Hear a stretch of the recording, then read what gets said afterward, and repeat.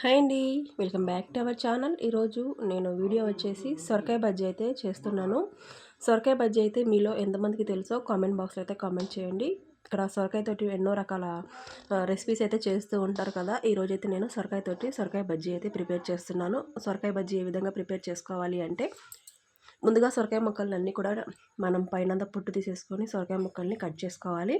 Cut చేసిన తర్వాత దాంట్లోకి టమాటా, పచ్చిమిర్చి అయితే వేసుకొని ఉడికిచ్చేసుకోవాలి. ఉడికిన తర్వాత కొంచెం మనము లైట్‌గా ఉడికిన తర్వాత దాంట్లోకి కొంచెం చింతపండు, కొంచెం పసుపు వేసేసి మనము బాగా ఉడికిచ్చేసిన తర్వాత పప్పు గుత్తి తీసుకొని ఈ విధంగా అయితే ఎనుపుకోవాలి. ఈ విధంగా ఎనిపిన తర్వాత తాలింపు పెట్టేసుకుంటే మనకి సొరకాయ బజ్జీ అయితే రెడీ అయిపోతుంది. చూసారు కదా!